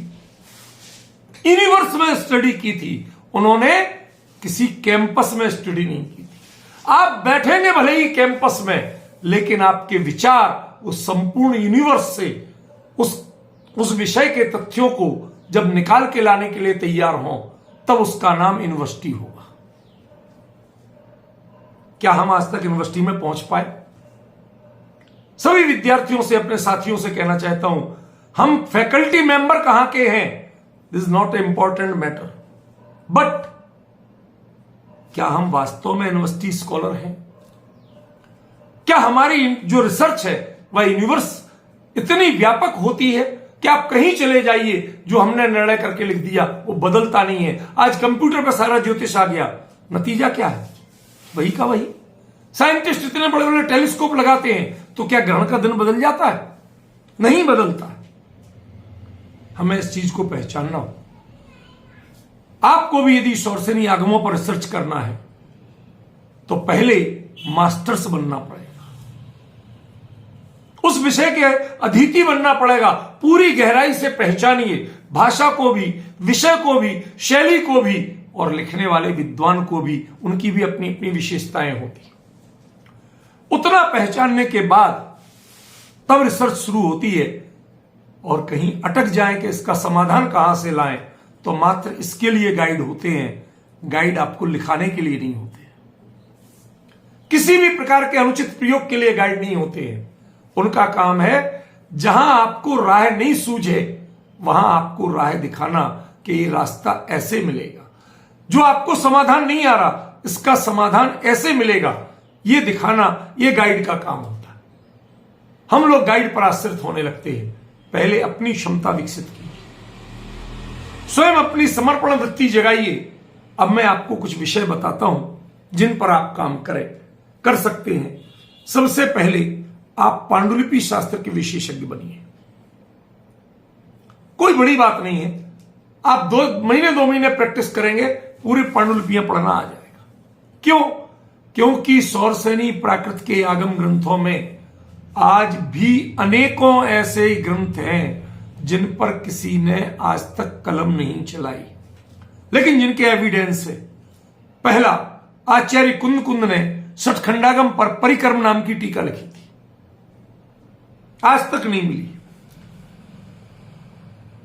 मिली। इसका मतलब यह कहां से हो गया कि वह लिखी ही नहीं गई थी या कहीं नहीं हो सकती। हमारे यहां ग्रंथ लुप्त हो जाते हैं, टीकाओं के आधार पर ग्रंथों का उद्धार किया जाता है। मैं आपको बताना चाहता हूं, बहुत श्रद्धापूर्वक बताना चाहता हूं, बहुमान पूर्वक बताना चाहता हूं, आचार्य यति वृषभ जिन्होंने कसाय पहाड़ पर चूर्णी सूत्र लिखे, उन्होंने मूल ग्रंथ उनके सामने तो था जानकारी में, पर लिखा हुआ नहीं था। बाद के विद्वानों को कसाय पहाड़ सूत्र नहीं मिला, खाली उनकी टीका जो चूर्णी रूप में थी वो मिली। उन चूर्णी सूत्रों से मूल ग्रंथ का उद्धार करके पूरा कसाय पहाड़ सूत्र बना दिया गया। यह क्षमता आज भी विद्वानों में थी, पिछली 20वीं शताब्दी तक थी। क्या हम समर्थ हैं? मैं आपको एक नाम और देना चाहता हूं, शायद आप जैन परंपरा में उनके नाम को जानते हैं या नहीं जानते हैं। महेंद्र कुमार जी न्यायाचार्य, बहुत बड़े विद्वान थे, काशी के पढ़े हुए थे, वहीं पढ़ाते थे BHU में। उन्होंने अपना जो शोध कार्य किया था, आचार्य अक्लंक देव के 2 ग्रंथ, वो दोनों लुप्त हो चुके थे। संयोग की बात, उनकी टीकाएं मिली। उन टीकाओं के आधार पर मूल ग्रंथ का निर्माण कर दिया गया। लघी अस्त्रय और सिद्धि विनश्चय, वो ग्रंथ आज भी उनकी पांडुलिपि कहीं मूल नहीं मिलती। क्षमता होना चाहिए, उसको कहते हैं रियल रिसर्च। पहचानिए और उस ढंग से लिखिए, उन विषयों को उद्घाटित कीजिए। तो यदि आप किसी अप्रकाशित पांडुलिपि पर रिसर्च करते हैं, कुछ नहीं, उसका परिचय दीजिए, उसका अनुवाद करिए और उस पर कुछ अपने एक्सपर्ट कमेंट्स के रूप में टिप्पणी दीजिए कि यह चीज अन्य ग्रंथों में तो यह मिलती है, लेकिन इसमें इस रूप में बताई गई है, इसका क्या वैशिष्ट्य हो सकता है। हाईलाइट कीजिए उनको। मेहनत का तो है, लेकिन आप एडमंड हिलेरी बन जाएंगे। मतलब जैसे उसने पहली बार एवरेस्ट पर चढ़ाई की थी, तो बाद में आज हजारों लाखों लोग चढ़ चुके हैं, किसी का नाम नहीं मिलता है, पहले का ही नाम मिलता है। ऐसे ही प्रकाशित पांडुलिपि पर यदि आप कार्य करेंगे, खोज के प्रकाशित करेंगे, तो ये तय मानिए कि उस पर आपका ही नाम रहेगा। जीवन भर कोई कितनी रिसर्च कर ले, कितनी थीसिस लिख ले, लेकिन पहला नाम आपका रहेगा, आप अमर रहेंगे उस दृष्टि से। मैं आपको बताना चाहता हूं, आचार्य कुंद के 84 पहाड़ थे। 3 ग्रंथ ऐसे भी थे जो पहाड़ों में नहीं आते थे। नियम सार, 10 भक्ति और प्रवचन सार, ये पहाड़ों में नहीं, बाकी ग्रंथ पहाड़ों में थे। क्या 84 पहाड़ों में से कितने ग्रंथ मिलते हैं आज? 10-12, इससे ऊपर संख्या नहीं जाती। बाकी पहाड़ ग्रंथ भी तो कहीं हो सकते हैं। क्या कोई उन पर रिसर्च करने को तैयार है? वो रिसर्च इतनी होगी। यदि कोई एक कुंद आचार्य का ग्रंथ निकालता है, खाली पता कर लीजिए, मैं उसे वचन देता हूं उसकी थीसिस के पूरी फेलोशिप और सारी व्यवस्था मैं करके दूंगा और यूजीसी के लेवल की करके दूंगा। करिए तो काम, कोई प्रामाणिक काम करना आना चाहिए। खाली ये सांस्कृतिक अध्ययन, साहित्य अध्ययन, ये सब छोटी मोटी बातें छोड़िए, रियल रिसर्च शुरू कीजिए आप। दूसरा, जो ग्रंथ उपलब्ध है लेकिन किसी कारणवश अधूरे हैं, अपूर्ण है, मैं प्राचीन सौरसेनी आगमों की बात कर रहा हूं, इधर उधर की बात नहीं कर रहा, उनको खोजिए। मैं एक आपको क्लू देता हूं, 10 भक्ति संग्रह 10 भक्ति संग्रह, ये जो ग्रंथ आचार्य कुंद का है, इसमें मात्र 6 भक्तियां मिलती हैं, 4 भक्तियां नहीं मिलती, उनके मूल पाठ नहीं मिलती, उनकी अंचलिकाएं मिलती, मूल भक्तियां नहीं मिलती। हो सकता है किसी, आज सैकड़ों पांडुलिपियां 10 भक्ति संग्रह की देश भर के ग्रंथ भंडारों में है। क्या कोई में हिम्मत है कि उनका संकलन करे, उनके पाठ देखे, पहचाने, उनके विशेषज्ञों से पढ़ाए? यदि आपको नहीं मिलते, खाली इतना पता चल जाए कि हां वो पूरी है, तो आपको उसके ग्रंथ लिपि के विशेषज्ञ वो भी मैं दिलवा सकता हूं, वो काम भी मैं करा सकता हूं। हड़े कन्नड़ के होंगे यदि, तो मैं खुद करके दूंगा। मैंने अपना शोध कार्य हड़े कन्नड़ से किया था, 4 साल लगाए थे और 4 साल में 2 नए ग्रंथ निकाले थे हमने और उनको प्रकाशित कराया। हमें पहचानना तो पड़ेगा, काम करने का तरीका सीखना पड़ेगा। ये आगम का क्षेत्र ऐसा नहीं है कि जिनके सांस्कृतिक अध्ययन करके हम तृप्त हो जाए। मैं बार बार कह जरूर रहा हूं, और सांस्कृतिक अध्ययन कोई बुरा काम नहीं है, ये भी मैं मानता हूं, लेकिन सब लोग नकल की दृष्टि से करने लगे हैं, रियल रिसर्च की दृष्टि से कोई हिम्मत नहीं करता। इसलिए मैं कटाक्ष कर रहा हूं, उसका तिरस्कार नहीं कर रहा हूं, उन करने वालों पर कटाक्ष कर रहा हूं जो श्रम नहीं करना चाहते। असल में इसमें शोध की दिशाएं क्या है, आप कभी पहचान सकेंगे? दर्शन के बिंदु मैं आपको बताना चाहता हूं कि दर्शन के कई गुत्थियां हैं। हमारे वीर सेन स्वामी आदि कई जगह लिखते हैं कि फला आचार्य का ये मत है, दूसरे आचार्य ये कहते हैं, मैं इन दोनों के बीच में कुछ नहीं कह सकता। हो सकता है कोई नया तथ्य, नया प्रमाण आपको मिल जाए और आप प्रमाणित कर सकें कि इसका वास्तविक स्वरूप ये था। हम पहचाने और पहचान करके उन चीजों को हम प्रकाशित करें, यूनिवर्सिटी में प्रमाणित ढंग से प्रस्तुत करें। एक और चीज है, आज एक विषय चलता है रिसर्च मेथोडोलॉजी। इसके भी प्रकार होते हैं, ब्रांचेस है। क्या हम अधिकृत रूप से कह सकते हैं, पढ़ने वाले भी और पढ़ाने वाले भी, कि क्या उन्हें पहचान है कि पांडुलिपि का संपादन और जो कार्य है उस पर वह किस वर्ग में आएगा? यदि हम उसके किसी विषय पर करना चाहते हैं, दार्शनिक विषय पर, तो किस रूप में करना पड़ेगा, कौन सी अनुसंधान पद्धति को अपनाना पड़ेगा? यदि हम उसके किसी कलात्मक पक्ष पर करना चाहते हैं, तो हमें कौन सी अनुसंधान पद्धति को अपनाना पड़ेगा? यदि हमें कई पांडुलिपियों को मिलाकर के अध्ययन करना है, तो कौन सी पांडुलिपि अनुसंधान प्रविधि को अपनाना पड़ेगा? और यदि हमें किसी की एक ही पांडुलिपि मिलती है, तो उस पर अनुसंधान हम कैसे करेंगे? ये सब चीजें सीखना पड़ेगी।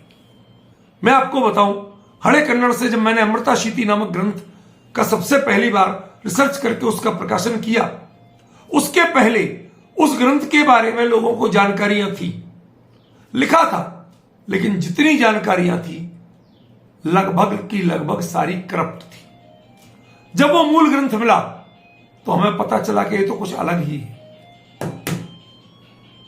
समझे ना? हमें ये पहचान बनाना पड़ेगी, ये समझ बनाना पड़ेगी।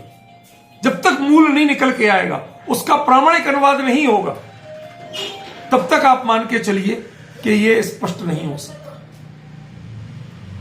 हम किसी ग्रंथ के बारे में छोटी मोटी जानकारियों से नहीं चल सकते, समझे ना? हमें ये पहचान अपनी प्रॉपर बनाना पड़ेगी। तो हम इन ग्रंथों को बारीकी से अध्ययन करें। साथ ही एक चीज और मैं आपको बताना चाहता हूं, इसकी दिशा वो क्या है कुछ नहीं करें तो आप एक बहुत आसान अनुसंधान कर सकते हैं कि सौर सेनी प्राकृत के अनुपलब्ध आगम ग्रंथों के प्रामाणिक सूचना स्रोत आज नहीं मिल रहे हैं या अभी आइडेंटिफाइड नहीं है, लेकिन ये लिखे गए थे और इनकी सूचनाएं यहां से मिल रही है। एक पूरी थीसिस बन सकती है इस पर। सौर सेनी प्राकृत आगम ग्रंथों के कंटेंट्स, उनमें वर्णित विषयों की वर्गीकृत विवेचना, क्या था और क्या नहीं था, किन किन विषयों को लिया, वो विषय असल में क्या है, उनकी दिशा क्या है, ये हमें पहचानना पड़ेगा। चूंकि विषय अनुसंधान का है, इसलिए मैं अनुसंधान की ही बातें मुख्यतः कर रहा हूं और उसको हमारे लिए सही रूप में ही समझना पड़ेगा। आज जो हमारे लिए एक और आपको बड़ा रोचक विषय दे रहा हूं, यद्यपि वो सीधे सौर सेनी आगम ग्रंथों पर लागू नहीं पड़ता है, पर जब आप पांडुलिपि और प्रकाशनों के आगमों का अध्ययन करेंगे तो आपको इसका महत्व पता चलेगा। वो क्या है? मैंने अर्धमागधी आगमों पर काफी, लगभग घर में सब रखता हूं, मेरे अपने घर में 7000 ग्रंथों की लाइब्रेरी है, नियमित रूप से पढ़ता हूं, लिखता हूं। मैंने एक पाया कि उनके प्राचीन संस्करण जो वरिष्ठ प्राकृतविद विद्वानों के द्वारा संपादित हुए थे, जिनमें एक प्रमुख नाम है बेचरदास जी दोषी, उनके संस्करणों में जो पाठ थे, आज चाहे किसी भी संघ के द्वारा प्रकाशित अर्धमागधी आगम हो, उनमें वो पाठ बदले हुए मिल रहे हैं अधिकांश। क्यों? क्या कारण रहा? क्या हम इनकी मीमांसा प्रस्तुत कर सकते हैं? क्या अनुसंधान पूर्वक इसको बता सकते हैं? ऐसे ही सौर सेनी आगम के पाठों को हम कैसे निर्धारित करें, कैसे पहचानें? एक ही ग्रंथ में वही शब्द, वही पद अलग अलग गाथाओं में अलग अलग रूप में मिलता है। कहीं करदी, कहीं कुणदी, कहीं करई। अब वो करई सही है, क्या करदी सही है, कि कुणदी सही है? क्या पहचाना जाए? हम तो तीनों का एक अर्थ करते हैं, करता है। लेकिन क्या आप जानते हैं कुणदी का अर्थ क्या है और करदी का अर्थ क्या है? और करई कब का प्रयोग है? करई महाराष्ट्रीय प्राकृत का प्रयोग है, वह मूल आगमिक प्रयोग नहीं है। आगमिक में करदी और कुणदी होते थे, लेकिन ये कुणदी क्या है, हमारे बहुत सारे विद्वान नहीं जानेंगे। मैं आपसे पूछना चाहता हूं, क्या प्राकृत की जो धातुएं हैं उनमें संस्कृत की तरह गणपाठ हैं? अदादि गण, तुदादि गण, चुरादि गण, क्रियादि गण, ये है क्या? क्या उनके रूप अलग अलग ढंग से बनते हैं? नहीं है। उनमें एक ही, जिसे भिवादि गण और भिवादिभ्या शब्द, इसके रूप ही मिलते हैं। ये सही है, तो फिर ये कुणदी कहां से आ गया करने के लिए? मित्रों, कभी कभी हमें पहचानना पड़ेगा। हमारे आचार्य अर्थ विशेष की प्रतिपत्ति कराने के लिए संस्कृत की जो धातुएं थी उनके भिन्न गणों के रूपों का प्रयोग करते थे।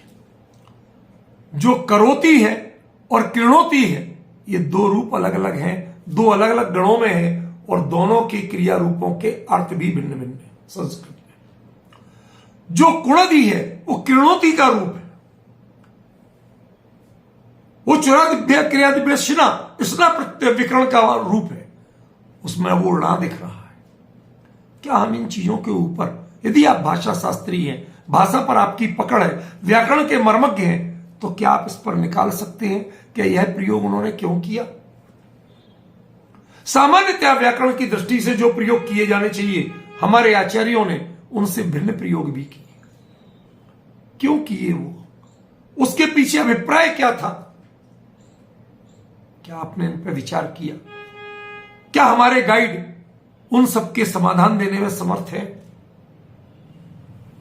मैं आपके लिए दिशाएं दे रहा हूं, योग्यता अनुसार आप निर्णय करिए, क्या कर पाते हैं क्या नहीं कर पाते हैं ये एक अलग विषय है, लेकिन आप क्या करना चाहिए इस आगम के क्षेत्र में करने की दिशाएं क्या क्या हों, आज इनके छंदों का अध्ययन पूरा नहीं होगा। जैसे णमोकार मंत्र का मैंने बताया था, चित्तारी मंगल पाठ आदि के भी जो पाठ हैं उनमें लोगों को अता पता नहीं। आदि में णकार का प्रयोग कहीं करते हैं, कहीं लोग नहीं करते, ना का प्रयोग करते हैं, नमो अरिहंताड़म है, नमो अरिहंताड़म है। क्या आधार हो सकता है इसका? मैंने 40-45 पेज के अपने पूरे आर्टिकल में इसका पूरा विवेचन करके दिया, पूरे प्रमाण दिए कि क्या होना चाहिए और क्यों होना चाहिए। हम उन चीजों को पहचानना सीखें। हम इसी प्रकार जो अभी मैं एक अपने विद्यार्थी को सम्राट अशोक के अभिलेखों पर काम करा रहा हूं, मुझे आज से 150 साल पहले एक ब्रिटिश स्कॉलर ने सम्राट अशोक के शिलालेखों पर कुछ काम किया था और उसने उनके आधार पर सिद्ध किया था कि सम्राट अशोक जैन धर्म को मानता था। एक ब्रिटिश स्कॉलर क्रिश्चियन, उसने किया था ये काम, 150 साल पहले प्रकाशित कराया था। मुझे यूक्रेन में जो भारत के राजदूत हैं, मेरे मित्र हैं, उन्होंने मुझे भेजा। जब मैंने उन्हें चर्चा की कि मैं अपने विद्यार्थियों का ऐसा काम करा रहा हूं, उन्होंने भेजा और उन्होंने फिर 2-3 जगह से और जानकारी दी। मेरे पास 100-125 साल पुराने आर्टिकल्स मिल रहे हैं, लोगों ने क्या काम किया और हम आज क्या कर रहे हैं। हमें दिशाएं सीखना पड़ेगी, तथ्य निकालना सीखना पड़ेगा। प्राचीन जो स्कॉलर्स के आर्टिकल्स हैं, मैं आपको कहना चाहता हूं, पंडित फूलचंद जी साहब सिद्धांत शास्त्री, पंडित जगमोहन लाल जी साहब, दरबारी लाल जी कोठिया साहब, पन्ना लाल जी साहित्याचार्य साहब, महेंद्र कुमार जी न्यायाचार्य साहब, ये ऐसे स्कॉलर हुए, इनके ग्रंथों की प्रस्तावना पढ़ लें आप तो आपको समझ में आ जाए कि आगमों पर रिसर्च कैसे की जाती है, उसका तरीका क्या होना चाहिए। पर हम लोग ग्रंथ पढ़ना शुरू करते हैं प्रस्तावना टाल के, जबकि हमारे लिए, आप यदि यूनिवर्सिटी स्कॉलर हैं तो आपको ग्रंथ पढ़ो या नहीं, पर प्रस्तावना को 3 से 4 बार पढ़ जाओ, जो सही स्कॉलर्स की, आपको पूरे ग्रंथ की सारी दिशा मिल जाएगी, शोध की दिशा मिल जाएगी, सिनॉप्सिस उसी से बन जाएगी आपकी। एक और विचित्र स्थिति है, आज सिनॉप्सिस के बारे में खाका तो पूरा होने लगा है, फ्रेमवर्क पूरा होता है, लेकिन मटेरियल प्रॉपर नहीं होता। हमारे विद्वान सोशल मीडिया से बहुत रिसर्च करने लगे हैं। वो सोशल मीडिया जो इंजन है उसे सर्च इंजन बोलते हैं, रिसर्च इंजन नहीं बोलते। क्यों? उसमें खोजा तो जा सकता है, लेकिन प्रामाणिक नहीं माना जा सकता। रिसर्च की बात प्रमाण सहित होती है और सर्च खाली उल्लेख, रेफरेंस होता है।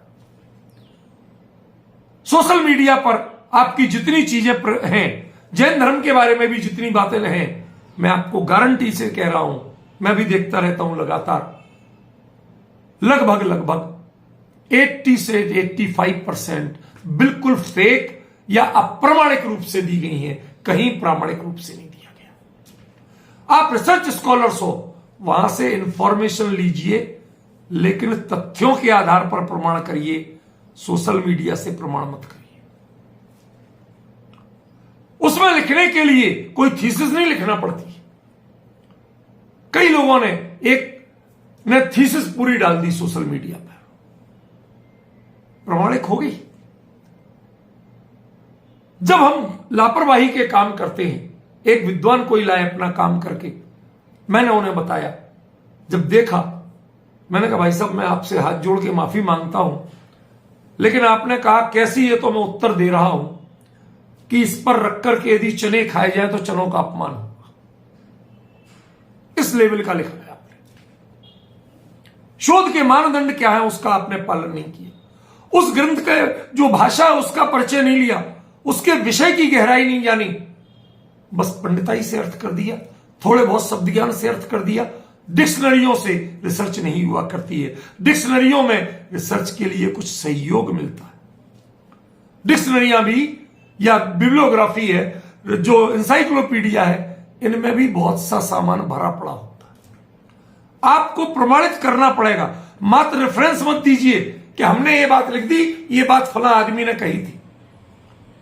भाई साहब, यदि रेफरेंस आप भर देते हैं, सैकड़ों रेफरेंस भर दीजिए, हजारों रेफरेंस भर दीजिए, कितने ही विद्वानों, कितनी पुस्तक के लिख दीजिए, उसका नाम रिसर्च नहीं है।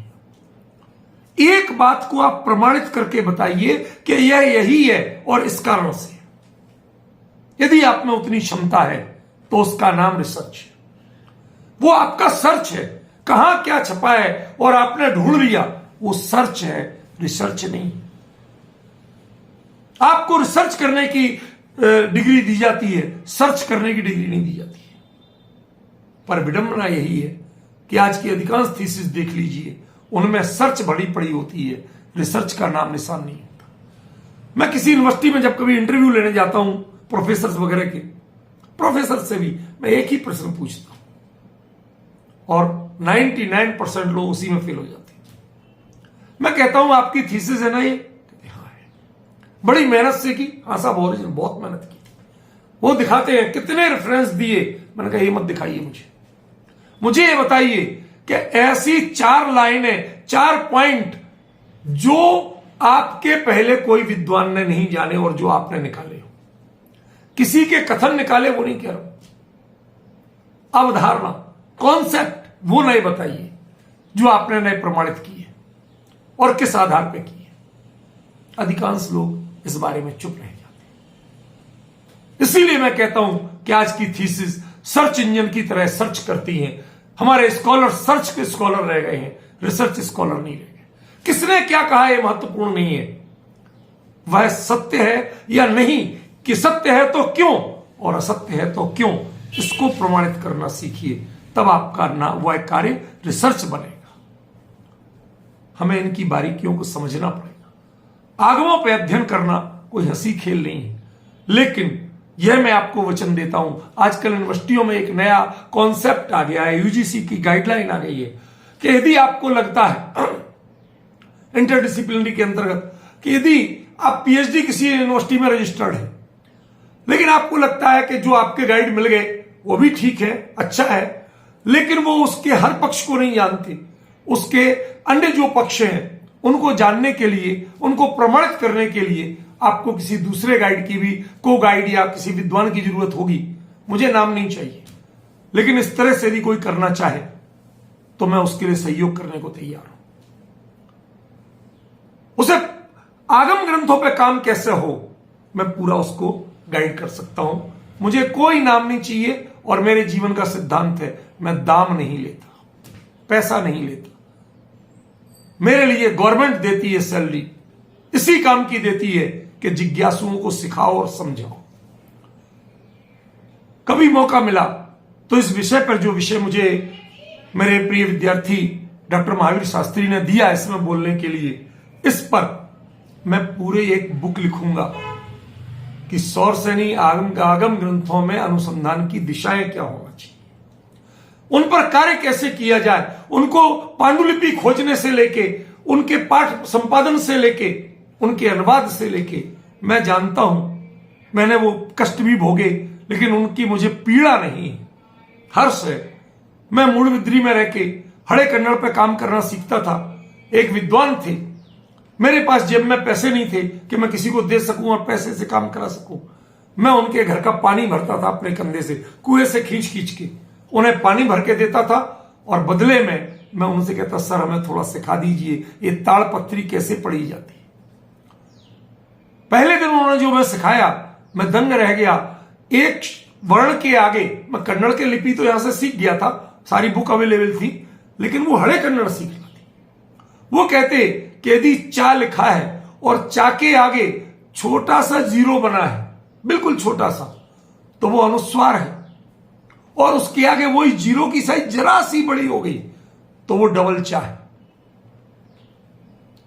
बारीकियां कैसे सीखोगे आप? योग्य विद्वान सिखाएंगे आपको, जिन्होंने उस पर मेहनत की है वो सिखाएंगे आपको।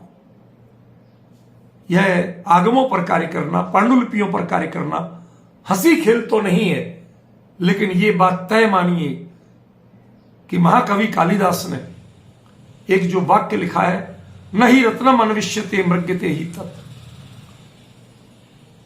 जो रत्न होता है वह अपने ग्राहक को नहीं ढूंढता है, ग्राहक रत्न को ढूंढते हुए आता है। ऐसे ही यदि आपने ऐसे महनीय विषय पर शोध कार्य किया तो यूनिवर्सिटियां आपको ढूंढते हुए आएंगी, आपको यूनिवर्सिटियों में अप्लाई करके ढूंढना नहीं पड़ेगा। विद्वान आपको ढूंढते हुए आएंगे, हाँ साहब ये स्कॉलर है, आपकी थीसिस, आपके आर्टिकल्स वो आपके परिचय देंगे, आपके एम्बेसडर बनेंगे और सब जगह आपके नाम को व्याप्त कर देंगे। लोग कहेंगे कि भाई चुनना है, अपने डिपार्टमेंट को बढ़ाना है तो उसको लो। दिल्ली में एक मिरांडा हाउस कॉलेज है दिल्ली यूनिवर्सिटी का, आज भी वो सबसे नामी कॉलेज माना जाता है। पता है क्यों? सिर्फ एक कारण से, और वह कारण था कि उसकी जो प्रिंसिपल बनी आज से कई साल पहले, उन्होंने एक कसम कर ली थी कि मैं वाइस चांसलर की भी नहीं सुनूंगी, किसी की नहीं सुनूंगी, जो सबसे टॉप स्कॉलर आएगा एप्लीकेंट्स में से उस विषय का, मैं मात्र उसी को चुनूंगी, उसी को अपॉइंट करूंगी। कोई लोभ नहीं, कोई लालच नहीं, कोई तिकड़मबाजी नहीं। उन फैकल्टीज का श्रेय है कि आज वो कॉलेज वो अपने आप में पूरी दिल्ली यूनिवर्सिटी का बेस्ट कैंपस माना जाता है। Shri Ram college of commerce वह कॉमर्स का बेस्ट कैंपस माना जाता है, क्योंकि वहां की फैकल्टी, वहां के स्कॉलर्स इतने डेडिकेटेड हैं, इतने बेस्ट हैं कि उनके आगे सब नतमस्तक होते हैं। क्या यदि हम प्राकृत को आगे बढ़ाना चाहते हैं तो हम पल्लवग्राही पांडित्य पे चले, या हमारी जड़ों में भी रस होगा? आप जानते हैं पल्लवग्राही पांडित्य किसे कहते हैं? किसी के पड़ोसी के आंगन में बड़ा पेड़ था, फल फूल लग रहे थे, उसने बड़े गर्व से दिखाया, इनका भी बच्चा रोने लगा, पापा हमारे भी आंगन में लगवाओ, हमें भी पेड़ चाहिए, कल मैं भी आम खाऊंगा। क्या करे बेचारा बाप, बच्चे की जिद, गया कहीं से काट के लाया एक सूखा पेड़ जंगल से, बैलगाड़ी पर रख के लाया, गड्ढा खोदा आंगन में, उसमें पेड़ खड़ा कर दिया। ठूठ था वो तो, अब वो हरा भरा नहीं था, तो पत्ते लाया तोड़ के आम के और उस पर फेविकॉल से पत्ते चिपका दिए, पेड़ भी हरा भरा हो गया। अब उसके बाद फल कैसे आए? तो कहीं ना कहीं से डालियों में छेद करके और किसी तरह से स्क्रूइंग करके, और वो कुछ आम भी लटका दिए, उसमें से तोड़ के तो खिला दिए। लेकिन वो कहता पापा ये तो बाजार के आम जैसे हैं, ताजे आम जैसे तो है ही नहीं। वो ताजे थे ही नहीं, आएंगे स्वाद कहां से? वो खुशबू कहां से लाओगे? वो स्वाद कहां से लाओगे? हम पल्लवग्राही पांडित्य पे चलने लगे। आगमों में दूसरे क्या कहते हैं ये इतना महत्वपूर्ण नहीं है। आगम की रिसर्च के लिए आगमकार क्या कहते हैं ये जानना महत्वपूर्ण है। वो निकाल के बताइए आप, उसकी गहन मीमांसा कीजिए, उसके प्रमाण दीजिए। प्रमाणों का संकलन आपको करना पड़ेगा, और यदि दिशा नहीं मिले तो जो आपके माननीय गाइड है उन गाइड से परामर्श लीजिए, उनसे सीखिए। हम शुभकामना देते हैं आपको कि आपको सुयोग्य गाइड मिले, जो आपके प्रश्नों का उत्तर दे सके, जहां आप अटके उनकी दिशा बोध दे सकें। ऐसे गाइड आपको मिले, मेरी मंगल भावना आपके साथ है। सब कुछ एक व्याख्यान में नहीं बताया जा सकता। मेरे पास आज करीब 50 से ज्यादा विषयों की सूची है, जो मात्र सौरसेनी प्राकृत के आगम ग्रंथों पर केंद्रित है। मैं आपसे पूछना चाहता हूं कि सठखंडागम के जो सूत्र हैं, उन सूत्रों की जो मूल शैली है, उन्हें क्या कहेंगे आप? आचार्य कुंद के ग्रंथ हैं, वो शास्त्र संज्ञा के रूप में आते हैं, उन्हें आप क्या कहेंगे? बहुत से विद्वान, एक नाम नहीं लूंगा, एक बड़े विद्वान थे प्राकृत के, अभी भी हैं, बुजुर्ग हो गए काफी, वो कहते कुंद क्या थे, वो तो अपने फक्कड़ संत थे, 11 साल की उम्र में दीक्षा ले ली थी, जंगल में रहे, पढ़े लिखे ही नहीं थे, वो तो अपना ऐसे ही प्रयोग कर देते थे। मुझे बड़ी पीड़ा हुई, कुंद कुंद जैसे आचार्य के बारे में आप ऐसे कमेंट्स कर रहे हैं, मुझे बड़ी पीड़ा हो। और जिन बातों को उन्होंने कहा था उसके जब मैंने प्रमाण बाद में जब मैं सक्षम हुआ और मैंने निकाल के दिए तो पूरा फिनोमेना बदल गया, पूरी फिजा ही बदल गई। हमें सीखना पड़ेगा, वो अर्थ निकालना सीखना पड़ेगा, उनका मूल अभिप्राय क्या है वो पहचानना सीखना पड़ेगा, और वही क्यों है दूसरा क्यों नहीं, ये क्षमता विकसित करना पड़ेगी। मैं बहुत मंगल कामना देता हूं आपके लिए कि आपको सुयोग्य गाइड मिले, और नहीं मिल पाए जो जितने हैं उनका आप पूरा सम्मान कीजिए, किसी का अपमान मत कीजिए, जितना उनसे ले सकते हैं लीजिए, लेकिन उसके साथ उनसे कभी कभी प्यार से सम्मान के साथ पूछिए, सर इस विषय में और कौन है जिनसे हम सीख सकते हैं। अपने आप को व्यापक बनाइए, उन नए लोगों से, नए केंद्रों से जुड़िए, कहां हमें इनकी जानकारी मिल सकती है। आज बहुत से प्राचीन ग्रंथ ऐसे हैं विद्वानों के जो कभी छपे थे, आज उनकी कॉपी भी नहीं मिलती है, बड़ी बड़ी लाइब्रेरियों में नहीं, मुझे नहीं मिलती थी। मैंने करीब 700 ऐसे ग्रंथ जिनकी प्रतियां बाजार में नहीं मिलती, उनकी फोटो स्टेट करा के रखी, बाइंड करा के। आप जाइए कभी इन लाइब्रेरियों का उपयोग कीजिए, उनसे सीखिए, सच्चा श्रम कीजिए, और श्रम पूर्वक ही आप इन आगमों पर कोई शोध कार्य कर सकेंगे, वरना सर्च इंजन होगा, रिसर्च नहीं हो पाएगी, ये आप तय मानिए। सामान्य जानकारियों का उल्लेख आप दे पाएंगे, किसी भी एक समस्या का समाधान नहीं दे पाएंगे। रिसर्च समस्या के समाधान के लिए होती है, सूचनाओं के लिए नहीं होती है। बहुत सी बातें हैं, मैं क्या क्या बताऊं आपको, एक छोटा सा एग्जाम्पल देता हूं। जैसे 10 भक्ति संग्रह ग्रंथ है आचार्य कुंद कुंद का, उसमें जो भक्तियां कही गई हैं वो इतनी, जिसे आज के विद्वानों की भाषा में कहा, इतनी प्लेटफॉर्म लेवल की हैं, इतनी प्लेटफॉर्म लेवल की हैं कि इनमें कुछ है ही नहीं, ना छंद की दृष्टि से है, ना रस की दृष्टि से है, ना अलंकार की दृष्टि से है, कुछ है ही नहीं। फिर इनका प्रयोग किस संदर्भ में किया गया, प्रतिक्रमण के, कौन सा प्रतिक्रमण करते समय कौन सी भक्ति पढ़ी जाए, उसका इफेक्ट क्या होगा, इस पर करीब मेरे 10 लेक्चर, 10 या 12 लेक्चर यूट्यूब पर मौजूद हैं, सारे आप देख सकते हैं, सुन सकते हैं उनको। उनमें बताया है कि इन भक्तियों का असली अर्थ क्या है। मैं आपको उदाहरण देता हूं, उषायमजियम च वंदे संभव अभिनंदनम च जड़म वंदे, इनमें है क्या, एक वाक्य में 4 तीर्थंकर आ गए, उषहम ऋषभदेव, अजियम अजितनाथ, संभव संभवनाथ, अभिनंदनम अभिनंदननाथ। ना किसी के गुण बताए, ना किसी के माता पिता का नाम, ना किसी की दीक्षा की तिथि, ना किसी के उपदेश, कुछ नहीं बताए, खाली नाम दिए। इससे क्या हो जाएगा, इसमें क्या गांधीर्य है, इसमें कुंद कुंद की क्या गरिमा है। लेकिन जब मैंने इस जो भक्ति है इस पर मैंने व्याख्यान दिया और उसकी गहराई निकाल के बताई कि इसका मैंने पहले निकाला कि आचार्यों ने किस किस प्रतिक्रमण करते समय इसका प्रयोग बताया, उस समय की भावभूमि, उस समय की उपयोगिता, तब मैंने बताया जैसे मैली चादर धोने के लिए साबुन लगाया जाता है, ऐसे ही हमारे खंगालने के लिए, ऐसे ही तत्व ज्ञान तो साबुन का काम करता है, लेकिन ये भक्ति की जो उच्चारण है ये आपको खंगालने के लिए पानी का काम करते हैं, उसको निर्मल बनाते हैं। साबुन लगा के मैल अपना स्थान छोड़ सकता है पर कपड़े से नहीं छूटता है, पानी में खंगालने से छूटता है। उसकी पूरी प्रोसेस बताई तो जिन्होंने सुनी जानी वो आज भी कहते हैं कि कुंद कुंद की 10 भक्तियों पर हमें ये कॉन्सेप्ट ही आज तक पता नहीं था। हम लोग इन चीजों को समझें, विरले सही लेकिन ऐसे लोग हैं आज भी जो आपको बता सकते हैं, उनसे सीखिए, अपने ज्ञान को व्यापक बनाइए, सामग्री प्रॉपर जुटाइए, प्रामाणिक संस्करण लेना बहुत जरूरी है। आज आगमों के संस्करण भिन्न भिन्न जगहों से प्रकाशित है और उनमें कई जगह बिल्कुल ही सतही या प्रामाणिक संस्करण भी बन गए। अनुवाद का तो ठिकाना ही नहीं, मूल पाठ का भी ठिकाना नहीं रह गया। हमें समझना पड़ेगा।